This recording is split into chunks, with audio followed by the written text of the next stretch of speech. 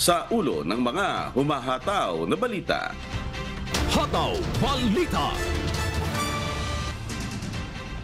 Pangulong Ferdinand Marcos Jr. ibinahagi ang mga naging bunga ng mga pulong na kanyang dinaluhan sa ASEAN-Japan Meet. Hataw Balita. PBBM ipinagmalaki ang pangakong pamumuhunan ng Japan sa Pilipinas na umabot na sa 771.6 billion pesos. Hataw Balita. Administrasyong Marcos ipinahayag ang magtatag ng bagong estratehiya ng Pilipinas upang tugunan ang agresyon ng China sa West Philippine Sea. Hataw Balita. Movie and Television Review and Classification Board o MTRCB pinatawan ng 14-day suspension ng dalawang programa ng Sunshine Media Network International o SMNI. Hataw Balita. Philippine National Police binalaan ang mga tauhan at publiko laban sa pagpaputok ng baril sa holiday season. Hataw Balita. Department of Information and Communications Technology nagbabala sa paglipat ng text commerce sa iba't ibang messaging apps. Hataw Balita. Una sa ating mga humahataw na balita. Bandang alas 10:38 kamakalawa dumating sa Pilipinas si Pangulong Ferdinand Marcos Jr. pagkatapos ng kanyang pagdalo sa Association of Southeast Asian Nations o ASEAN-Japan Commemorative Summit.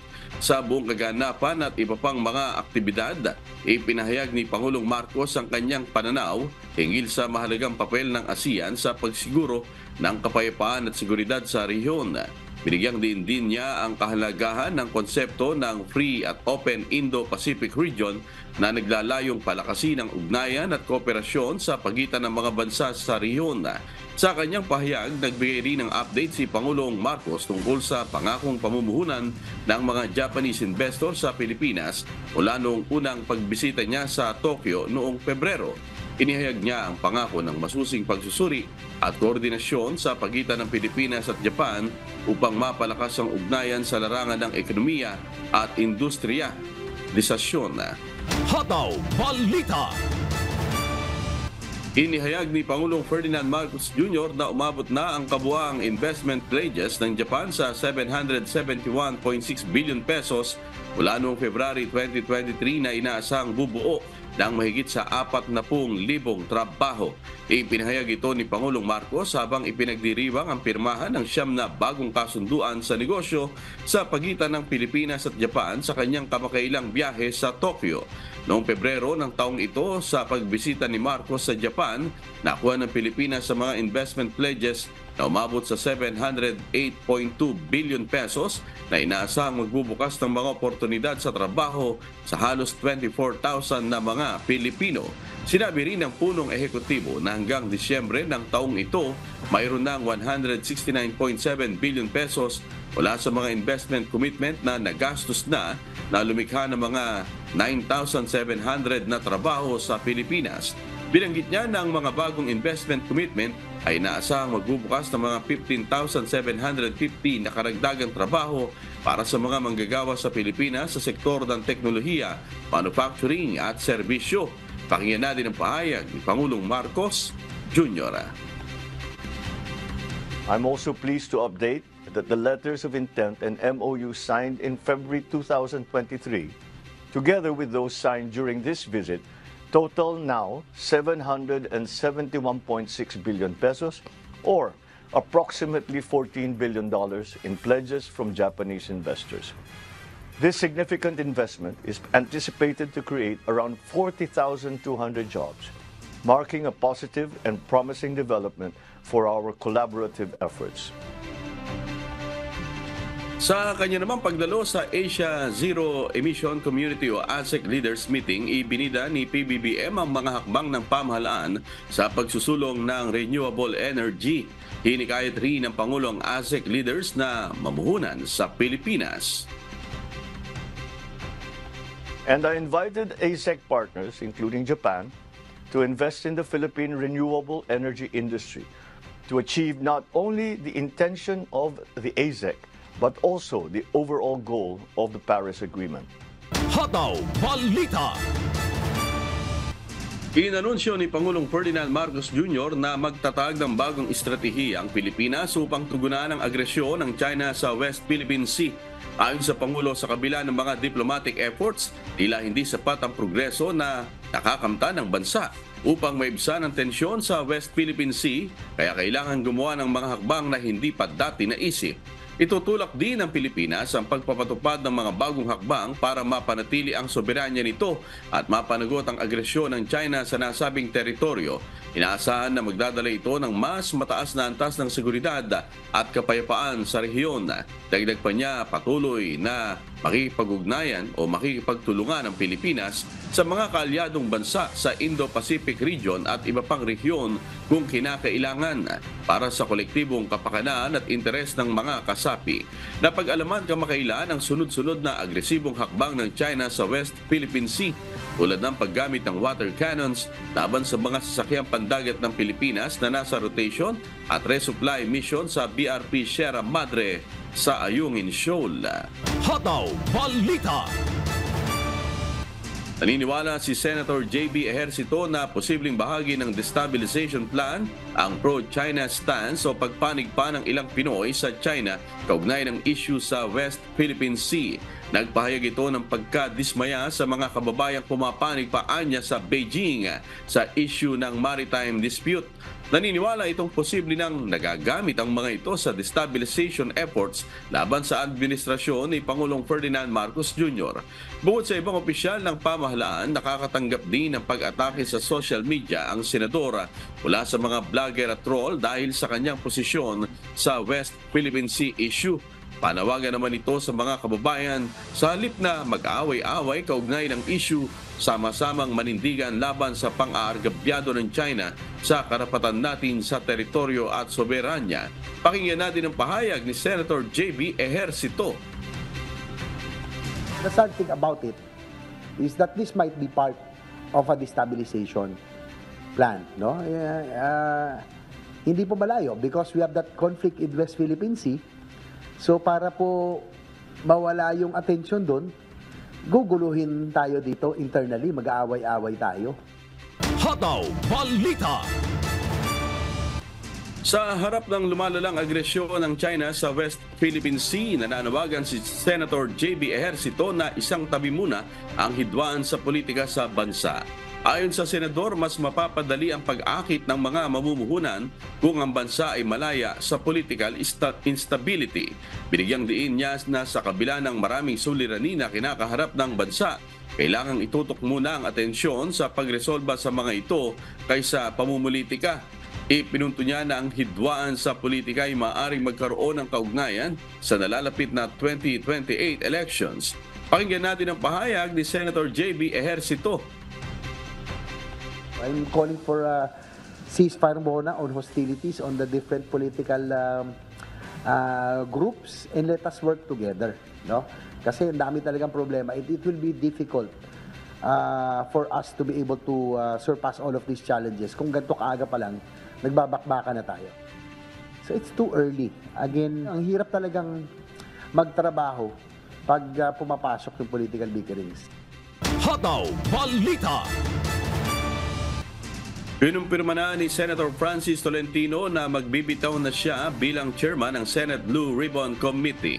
Pagtupad sa kasunduan anyang dahilan kaya bibitawan na nito ang pamumuno sa Blue Ribbon Committee at pagiging miyembro ng Commission on Appointments.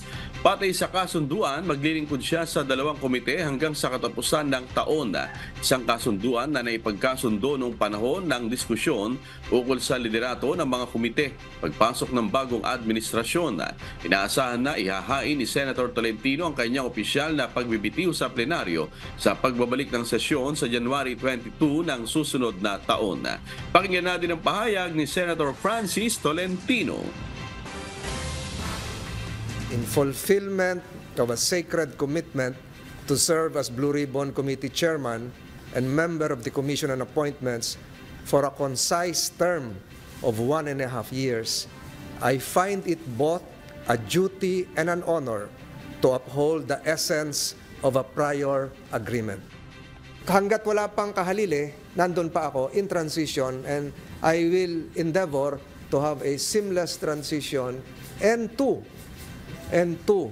assist whoever will be the replacements for both seats. Maaaring kinumpirma ni Senator Tolentino na sa kabila ng kanyang pagbibitiw sa nasabing komite, hindi naroroon ang wakas ng kanyang trabaho.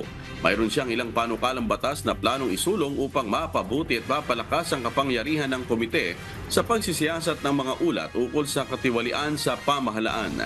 Kabilang sa mga issue ng iniimbestigahan ng Blue Ribbon Committee sa ilalim ng kanyang liderato ay ang kontrobersyal na laptop deal sa Department of Education, ang sugar importation deal na nagresulta sa pagtanggal ng ilang miyembro ng Sugar Regulatory Administration at ang COVID-19 vaccine procurement na naging pangunahing dahilan sa pagbuo ng ilang bagong batas.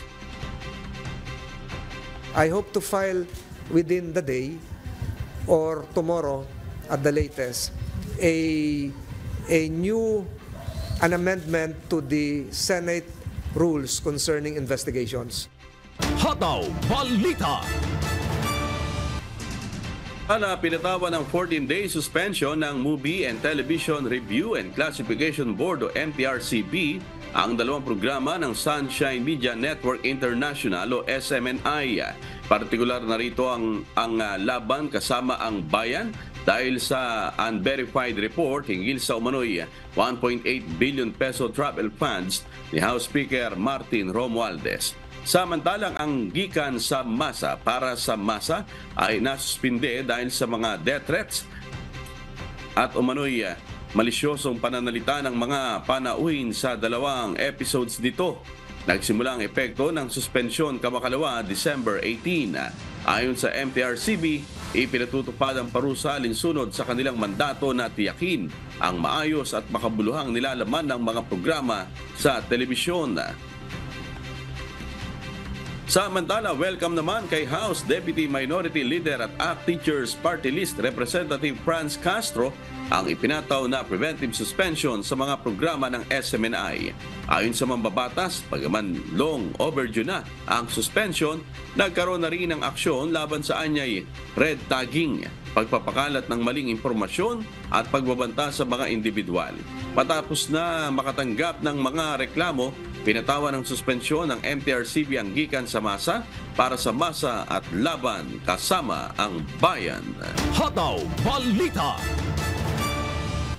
Nagbabala ang Department of Environment and Natural Resources o DENR na posibleng magkaroon ng kakulangan sa supply ng tubig kung hahaba ang epekto ng El Nino sa bansa. Ayon sa Water Resources Management Office, ngayon pa lang ay kailangan nang magtipid ng tubig kung ayaw matulad sa water crisis noong 2019. Paliwanag ni DENR Undersecretary Carlos Primo David, sa Hunyo ay posibleng bumaba sa 180 meters ang level ng tubig sa Angat Dam na siyang minimum operating level nito. Pakinggan natin ang pahayag ni DENR Undersecretary Carlos Primo David. If the El Nino event next year progresses, intensifies, or even extends further than June, then it will be a major problem for Metro Manila. Sa ngayon ay mahigit pa sa 213 meters ang imbak nitong tubig na mas mataas na sa normal high water level. May mga bagong treatment plant nila na itinayo sa Laguna Lake na inaasahang malaki ang may tutulong kapag bumaba ang level ng Angat Dam. Kumpiyansang Maynilad at Manila Water na hindi magkakaroon ng krisis sa tubig sa susunod na taon. Inaasahan din nila na sa kalagitnaan ng taon ay magkakaroon na rin ng mga pag-ulan. Pakinggan po natin ang magkakasunod na pahayag ni Metropolitan Water Works and Sewerage System Division Manager Patrick Dizon, Manila Water Spokesperson Jeric Sevilla at Maynilad Spokesperson Ronald Padua. Which is true naman po, no? Kasi base din po sa historical data po natin sa Angat Reservoir ay pagdating ng June at July ay tumayakyat na rin po itong ating reservoir at nagre-refill na rin po ito, no? Kami naman po ay kampante kasi hindi naman po nagkakamali itong ating mga historical data. Recall that in 2019, talagang we were overly dependent on Angat. Wala pang Cardona noon eh. Wala pa tayong mga, yung mga projects sa Antipolo, hindi pa natatapos itong sa Marikina, wala pang mga East Bay. No? So talagang we were totally dependent on Angat. So ngayon, after 2019, and even during the pandemic, some of these projects were already online. No? So pag pinagsama-sama lahat po ito ay definitely makakatulong dun sa kung magkakaroon man po ng pagbabawas ng alokasyon mula dun sa water source natin sa Angat. Hataw Balita. Nakikiusap ngayon sa gobyerno ang samahan ng mga nasa fireworks industry sa bansa na wag nang ipatupad ang total ban sa paputok matapos ang nangyaring pagsabog ng isang wing ban na may kargang mga paputok sa Marikina nitong linggo. Hindi raw dapat ibaling ang sisi sa kanilang mga nagtitinda at gumagawa ng paputok kundi sa mga fly-by-night o mga nagtitinda ng iligal na paputok. Si Nestor Torres humahataw. Hataw Balita. May pakiusap ngayon sa pamahalaan ang mga manufacturer ng paputok na wag na sanang mangyari ang nais ng Department of the Interior and Local Government o DILG na ipatupad ang total firecracker ban sa buong bansa. Ayon kay Lea Alapide, presidente ng Philippine Pyrotechnic Manufacturers and Dealers Association Incorporated, marami ang mawawalan ng trabaho at kita, lalo na ang mga manufacturer at dealer ng paputok kapag nangyari ito. Huwag po tayong iba. Dahil po kami namang na naglilisensya po ay nag-a-undergo naman po ng lahat ng requirement ng batas at ng gobyerno para lang po magkahanap buhay. Paano po yung mga workers, paano po yung mga ibang hanap buhay na nakalink din po sa amin? Paano po yung pagkakakitaan kung basta na lang po nating ibaban? Anya, hindi dapat ibaling ang sisi sa mga dealer ang nangyaring pagsabog sa isang wing van na may mga kargang paputok sa Marikina nitong linggo. Nasawi sa insidente at nadamay pa ang katabi nitong isang bus at isang truck na nakaparada. Naniniwala si Alapide na hindi galing sa mga lisensyadong dealer at manufacturer ang sumabog na paputok, kundi gawaan niya ito ng mga illegal manufacturer. Meron tayong mga illegal products na naandyan pa po sa online. Bakit po may mga malalaking triangulo na naandyan po binebenta sa online? So, ibig sabihin, may mga gumagawa po na walang lisensya niyan. Kasi yung mga lisensyado po, hindi naman po gagawa ng mga bawal po na yan.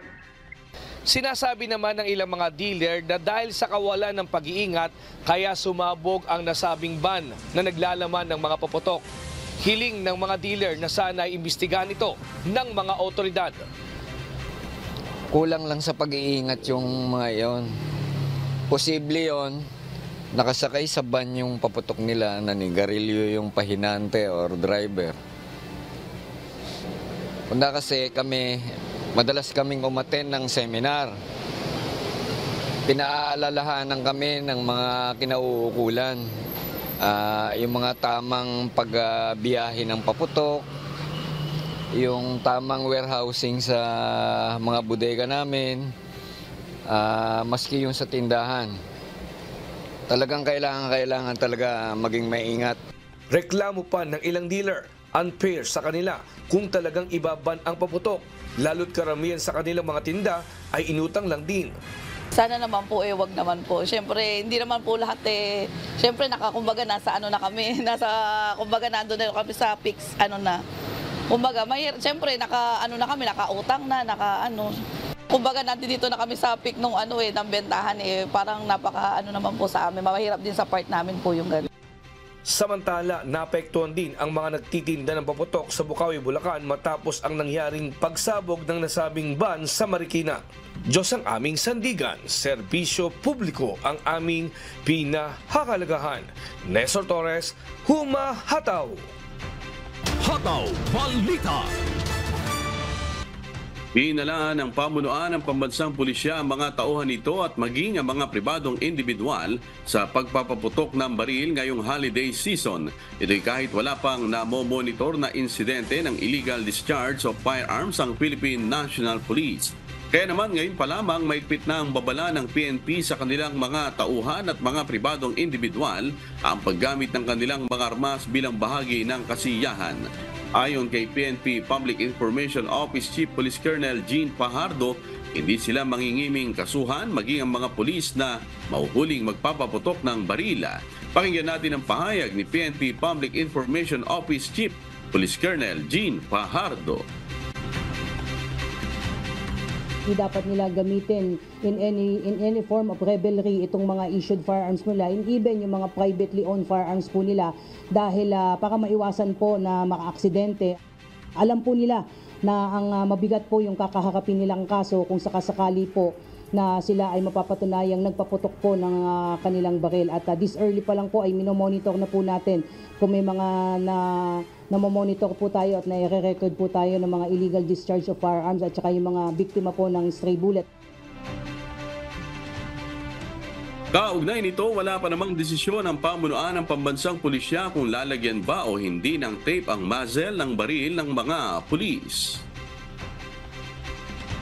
Iniintay pa rin po natin kung yan pa rin po yung magiging practice this year, dahil nga for the last couple of years ay hindi na nga po natin ginawa yun yung musling po ng ating mga baril, dahil nga on hindsight nga po tinitingnan natin yan, dapat kapag ang mga pulis natin kailangan rumisponde ay talagang ready nilang magamit yung kanilang mga baril. But that being said, hindi naman ibig sabihin na yun yung magiging first recourse po natin kapag tayo po ay rumiresponde sa anumang tawag po ng tulong.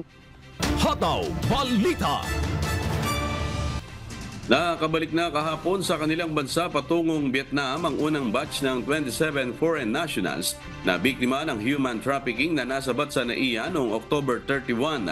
October 31 ang nasabat ng Aviation Security Group ng Philippine National Police ang 34 na foreign national na POGO workers sa NAIA Terminal 2. Ito'y matapos magsisigaw ang isang Vietnamese na nakakuha naman ng atensyon ng mga pulis. Pakinggan natin ang pahayag ni Presidential Anti-Organized Crime Commission spokesperson Winston John Casio. Ibig sabihin, kaya natin sila pinauwi kasi napatunayan na sila mga biktima ng human trafficking. At nagboluntaryo naman sila na gusto nilang umuwi. Originally, 34 po sila. Kaya lang, kanina madaling araw, 27 pa lang ang nakauwi na Vietnamese. Kasi yung 3 Chinese, wala pa silang travel document, inaantay pa ang proseso ng kanilang embassy. Yung 4 naman na Vietnamese, gagamitin nating witnesses. Sa isinagawang investigasyon ng Interagency Task Force na kinabibilangan ng Aviation Security Group ng PNP, Presidential Anti-Organized Crime Commission, Department of Justice at Interagency Council Against Trafficking o IACAT, napag-alamang nagtatrabaho ang mga na-rescue na foreign national sa isang POGO hub sa Parañaque City at sa pilitan sanang ililipat sa Cebu. Ayon sa PAO-CC, pagkatapos maayos ng Chinese Embassy ang papeles ng 3 biktimang Chinese sa loob ng 1 linggo, ay papauwi na rin ito sa China. Kumbaga ayaw nilang magpalipat sa Cebu. Yan po kasi ay isang form ng labor trafficking yan, yung pagpapalipat-lipat ng empleyado na hindi naman naayon doon sa kontrata. Pag ganyan po kasi, human trafficking victims, ang pulisiya ng gobyerno natin ay pauwiin yan sa kanilang bansang pinanggalingan. Kasi doon po mas makakaganda ang kanilang recovery na tinatawag. Kasi whether we like it or not, yung ganyan mga sitwasyon, may mga pinagdadaanan po yan na trauma. No? So, pinauwi talaga natin ang mga yan. Hindi sila maaari magstay dito sa Pilipinas. Hataw Balita. Iniulat ng Department of Information and Communications Technology o DICT na nagkakaroon ng pagbaba sa bilang ng kaso ng text scam sa tulong ng pagsasabatas ng SIM card registration. Ayon sa DICT, ang pagpapatupad ng regulasyon sa pagpaparehistro ng SIM card ay nagiging epektibo sa paghadlang ng iligal na gawain sa pamamagitan ng text messages. Gayunpaman, nabatid na lumilipat ang mga scammer sa iba't ibang messaging applications tulad ng Viber, WhatsApp at iba pa. Sa harap nito, nananawagan ng DICT sa publiko na maging mapanuri at huwag agad maniwala sa mga mensaheng natatanggap mula sa mga di-rehistradong numero. Mahalaga rin ang pag-verify ng mensahe, lalo na ang mga nagmumula sa mga nagtatanong ng personal na impormasyon. Ipinapaalala ng ahensya ang kahalagahan ng pag-iingat at responsableng paggamit ng teknolohiya upang mapanatili ang seguridad at integridad ng impormasyon ng bawat isa. Ayon sa DICT, ito ay sa tulong na rin ng pagsasabatas ng SIM card registration.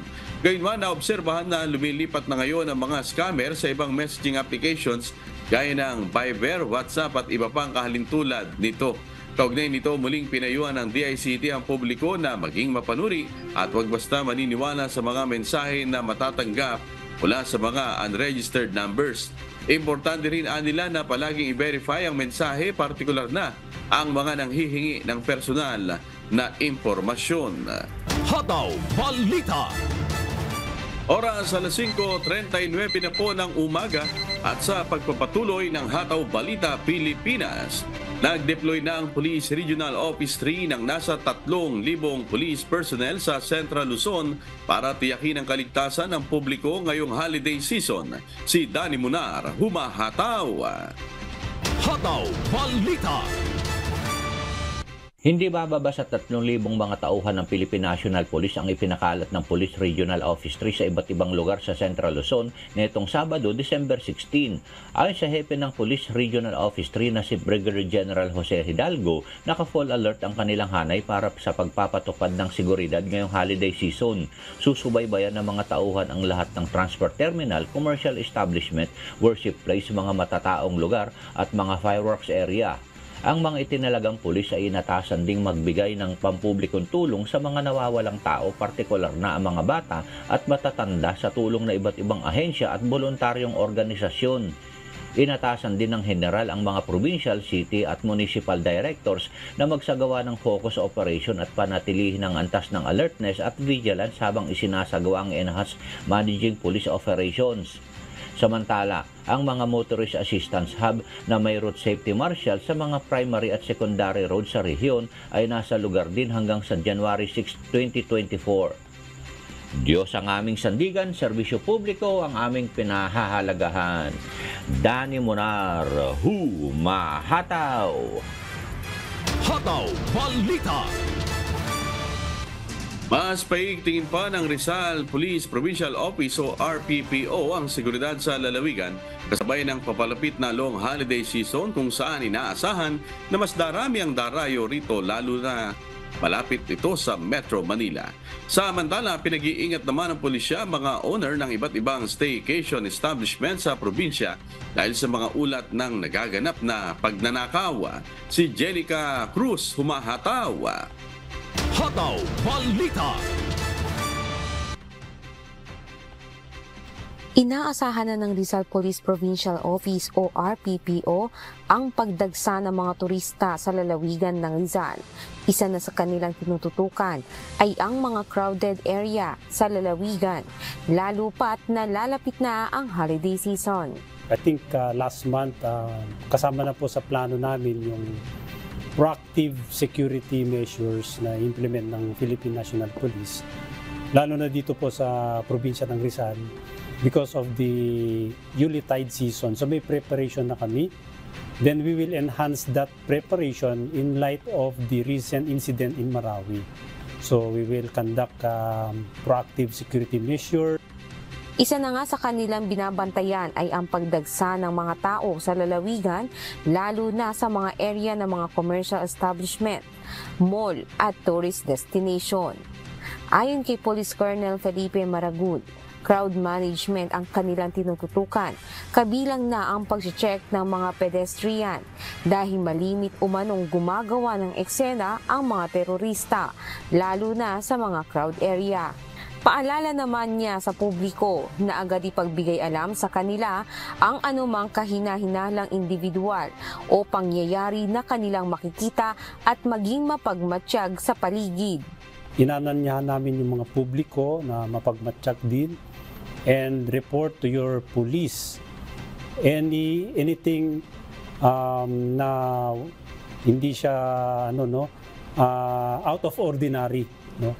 So i-report nyo po yung mga galaw ng mga individual o grupo na naobserbahan nyo po na hindi siya ordinary, no? Just report that your observations to the nearest police stations or dito po sa amin sa Rizal Police. Samantala, nagpapaalala rin ang Rizal PPO sa mga owner ng mga transient o staycation house sa probinsya dahil ito sa mga ulat ng mga nangyayaring pagnanakaw na kinasasangkutan ng mga nagpapanggap na customer.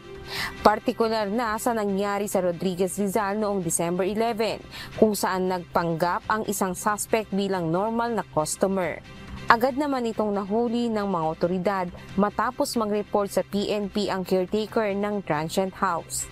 Sa ngayon, nananatili sa kustodiya ng Rodriguez Police Station ang nahuling suspect na kasalukuyang naharap sa kasong theft. Diyos ang aming sandigan, serbisyo publiko ang aming pinahalagahan. Mula rito sa Rizal, Jenica Matanga, humahataw. Hataw Balita. Arestado ang isang amo at 2 tauhan nito sa isinagawang buy-bust operation ng pulisya sa bayan ng Cainta, Rizal. Hinihinalang droga at baril na samsam ng mga otoridad. Si Jolitz Matangat, humahataw. Hataw Balita. Nasamsam ng mga operatiba ng Cainta Municipal Police Station ang hinihinalang droga at baril sa isinagawang buy-bust operation sa Sitio Dilain, Barangay San Juan, Cainta, Rizal kahapon December 19. Kinalala ang mga suspect na sina alias Kokoy, Albert at Chang na pawang kabilang sa street level individual. Ayon sa mga otoridad, ang isa sa mga suspect na si Albert ay mayroon ng dating kaso na murder. Samantala, si Chang ay nahuli na sa kasong paglabag sa Republic Act 9165 at sumailalim lamang sa plea bargaining.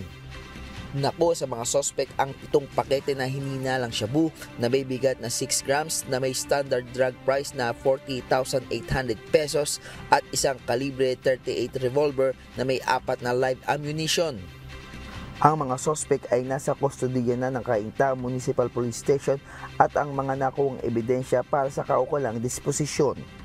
Naharap sa kaso paglabag sa Comprehensive Dangerous Drug Act ang mga naaresto suspect at ang karagdagang kaso pa sa paglabag ng RA 10591 o Comprehensive Firearms and Ammunition Regulation Act ang kakaharapin ni alias Kokoy. Diyos ang aming sandigan, serbisyo publiko ang aming pinahalagaan. Mula rito sa Rizal, Jolitz Matangat, humahataw. Hataw Balita. Positibo sa paralytic shellfish poison o red tide ang ilang mga baybayin sa Western Visayas. Base sa Shellfish Bulletin No. 29 ng Bureau of Fisheries and Aquatic Resources o BFAR, kabilang dito ang Rojas City, Capiz, Gigantes Island sa Carles, Iloilo. Ipinagbabawal muna ng ahensya ang pagtinda at pagkain ng anumang uri ng shellfish o alamang sa mga nasabing lugar dahil sa panganib ng red tide na maaaring magdulot ng lagnat, pantal, pagkahilo, pamamanhid at respiratory arrest. Pinag-iingat din ang mga consumer sa rehiyon na wala ang red tide kung saan dapat anyang maging mapanuri at tiyakin pa rin ang source kung sakaling bibili ng mga itinitindang shellfish sa kanilang palengke. Ngunit tinukoy ng BFAR na ligtas naman ang pagkain ng isda, pusit, hipon at alimasag mula sa mga naturang lugar, subalit ito'y dapat na sariwa, maayos na hinugasan at tinanggalan ng hasang at bituka bago lutuin. Hataw Balita. Balik operasyon na ngayon ang biyahe ng mga barko sa buong Caraga Region matapos alisin ng Philippine Coast Guard. Ang temporary suspension nito dulot ng epekto ng dating bagyong Kabayan na humina sa pagiging low pressure area o LPA na lamang. Dahil sa sama ng panahon, inaasahan ng mga otoridad na makararanas pa rin ng mga kalat-kalat na pag-ulan ng Caraga Region sa mga susunod pang araw. Sa bayan ng La Paz sa Agusan del Sur, napilitang lumikas kahapon, December 19, ang mahigit 140 pamilya dahil sa matinding baha. Sa ngayon, namamalagi ang mga ito sa mga evacuation center. Nagbigay na rin ng kaukulang aksyon ng lokal na pamahalaan ng La Paz sa pagtugon sa pangangailangan ng mga apektadong residente. Sa ngayon ay nakitaan na ng pagbaba ng level ng tubig ang Agusan River, subalit patuloy pa rin itong minomonitor ng mga otoridad dahil sa patuloy na pagbuhos ng ulan. Nag-abiso rin ng Philippine Weather Bureau Pag-asa sa mga residenteng malapit sa mga ilog o flood-prone areas na maging alerto at ugaling maging handa sa baha kung sakaling bubuhos ang malakas na ulan. Hataw Balita. Nakakaranas ng malalakas na pag-ulan at lakas ng hangin ang ilang munisipyo sa lalawigan ng Palawan dahil sa low pressure area o LPA. Patuloy naman ang pagmomonitor ng mga otoridad sa mga munisipyo sa Palawan dahil sa banta ng mga pagbaha. At mula sa Palawan, si Andy Pagayona, humahataw live. Good morning, Andy. Kumusta ang lagay ng panahon ngayon dyan? Malakas pa rin ba yung ulan at hangin? Amigo, magandang umaga. Sa ngayon, nararanasan pa rin natin itong patuloy na pagbuhos ng ulan at yung lakas ng hangin, particular dito sa aking kinalalagyan dito sa Puerto Princesa. Mag-aalas 7 kagabi nang maranasan sa lungsod ng Puerto Princesa ang malalakas na pag-ulan at malakas na hangin na dulot ng low pressure area o LPA. Dahil dito, inalerto ng Provincial Risk Reduction and Management Office o PDRRMO ang kanilang tanggapan sa iba't ibang munisipyo ng lalawigan para magbantay sa sama ng panahon. Maging ang Philippine Coast Guard o PCG na nakatalaga sa bahaging southern part ng probinsya ay naghanda na rin ang kanilang mga kagamitan sa pag-rescue kung sakaling kakailangan ng kanilang tulong lalo na sa mga ganitong pagkakataon. Kasama rin sa nagbantay sa lagay ng panahon ng mga tauhan ng Tactical Operation Wing West ng Philippine Air Force sa ilalim ng Western Command.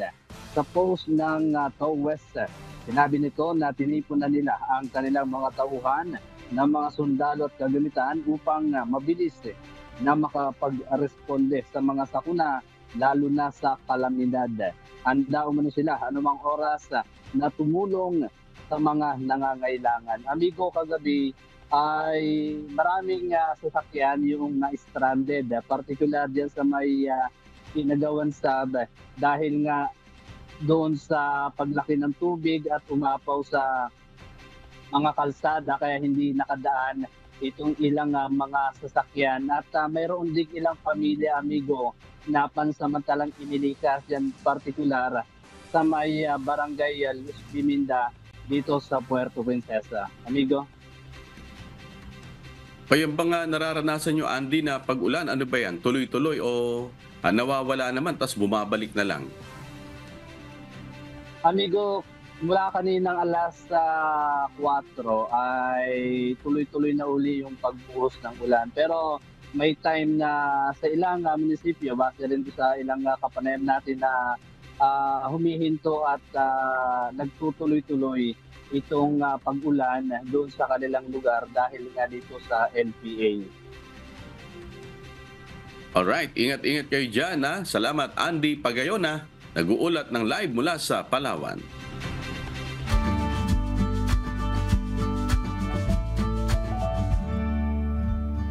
Alamin ang magiging lagay ng panahon sa iba't ibang bahagi ng bansa ngayong araw ng Miyerkules. Panoorin po natin ang update mula sa Philippine Weather Bureau Pag-asa. Huling namataan itong low pressure area na ating minomonitor sa layong 185 kilometers south ng Puerto Princesa City sa Palawan. Inasan pa rin natin na itong low pressure area na ito ay magdudulot ng mga pagulan sa malaking bahagi ng ating bansa, particular na sa western section o yung kanlurang bahagi ng Visayas, sa western section rin ng Mindanao, sa buong southern Luzon at ilang lalawigan ng eastern section ng Central Luzon. Ang pinagsamang epekto ng low pressure area at shear line ay magdudulot ng mga pag-ulan sa nabanggit na lugar. At sa nalalabing bahagi ng ating bansa, kasama na dyan ng Metro Manila, ay maaliwalas na panahon na ating inaasahan. May tsansa pa rin tayo ng mga isolated light rains o yung mga may hinang pag-ulan sa nalalabing bahagi ng Luzon. At tsansa naman ng mga localized thunderstorms o yung mga pulupulong pag-ulan na may pagkulog at pagkidlat sa rest of Visayas and rest of Mindanao. At para naman sa magiging lagay na ang panahon natin ngayong araw dito sa Luzon, inasahan pa rin natin itong maulang bahagi sa malaking bahagi ng Luzon, scattered rain showers o yung mga kalat-kalat na pag-ulan, pagkulog at pagkidlat ang ating aasahan sa buong Southern Luzon. So sa mga rehiyon ng Mimaropa, buong Calabarzon, at buong Kabikulan, pati na rin dito sa lalawigan ng Aurora, makakaranas po tayo ng mataas sa tsansa ng pag-ulan ngayong araw. Kaya maging handa at alerto tayo sa mga banta ng biglaang pagbaha at pagguho ng lupa. Samantala, ito namang northeast monsoon o hanging amihan ay nagdudulot rin ng makaulapan at pag-ulan sa malaking bahagi ng Cagayan Valley at sa Cordillera Administrative Region. And for the rest of Luzon, kasama na dyan ng Metro Manila, ay maaliwalas sa panahon nga ang ating inaasahan. May tsansa pa rin tayo ng mga light rains o yung mga dagliang pag-ambon na dala ng amihan. Sa bahagi naman ng Visayas at Mindanao, compared sa mga nakaraang araw ay mas magiging maaliwalas ng ating panahon sa malaking bahagi ng mga nabanggit na lugar.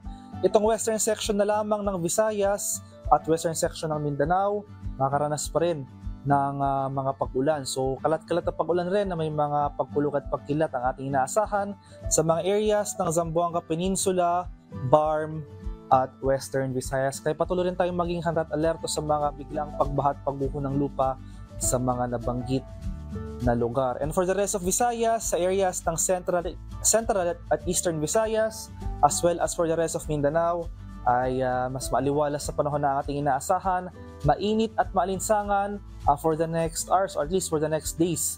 At may chance pa rin ng mga isolated rain showers or localized thunderstorms. Sa kalagayan naman nating karagatan, may gale warning pa rin tayong nakataas sa mga dagat baybay ng Batanes, itong northern coast ng Ilocos Norte, at ang northern coast ng Cagayan, kabilang na dyan ang Bubuin Islands. Kaya sa ating mga kababayang mangingisda at may mga maliliit na sasakyang pandagat sa mga nabanggit na lugar, kung maaari ay huwag po muna tayong pumalaot dahil makaranas po rin tayo ng maalon hanggang sa napakaalong karagatan na dala ng amihan. Ang haring araw dito sa Kamunilaan ay sisikat mamayang 6:15 ng umaga at lulubog naman mamaya sa ganap na 5:31 ng hapon. At napanood po natin ang update mula kay Pag-asa Weather Specialist Daniel James Villamil. Tandaan, sa bawat araw na ating nasisilayan, tayo magpasalamat sa Diyos na may lalang. Hataw Balita. Kinilala ng pamahalaang panlalawigan ng Isabela ang kabayanihan ng mga grupo at individual na katuwang sa search and rescue operations kasunod ng pagbagsak ng Piper Cherokee plane sa kabundukan ng Sierra Madre ng Barangay Casala sa bayan ng San Mariano, Isabela noong November 30. Kabilang sa mga kinilalang Isabela Police Provincial Office o IPO, Philippine Army Bureau of Fire Protection o BFP at ang Tactical Operations Group 2, Philippine Air Force at iba pang grupo. Nabigyan din ng individual commendations ang 5 rescuer mula sa Provincial Disaster Risk Reduction and Management Office o PDR-RMO maging ang isang tauhan ng BFP Isabela na natatangi nilang ambag sa operasyon. Hataw Balita.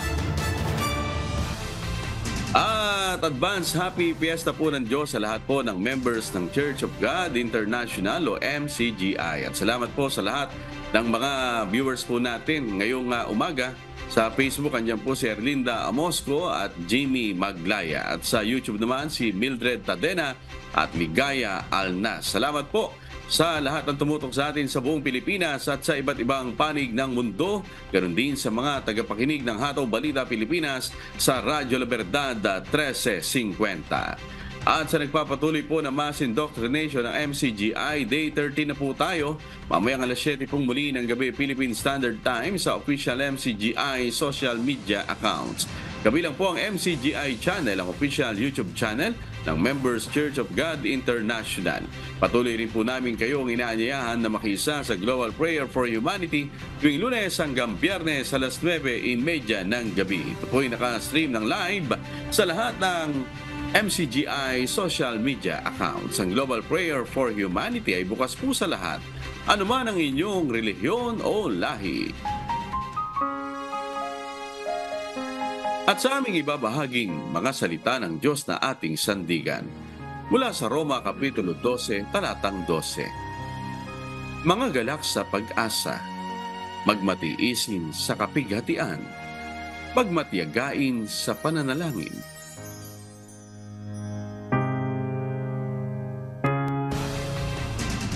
At yan po ang mga humahataw na balita ngayong umaga ng Miyerkules, kadalawampu sa buwan ng Disyembre 2023. Sa ngalan po ng lahat ng bumubuo ng UNTV News and Rescue at ng UNTV Radyo La Verdad 1350, ng ating mga correspondent mula Luzon, Visayas at Mindanao. Ako po ang inyong amigo, Sherwin Kulubong. At dito sa UNTV at UNTV Radyo La Verdad 1350, Diyos ang aming sandigan.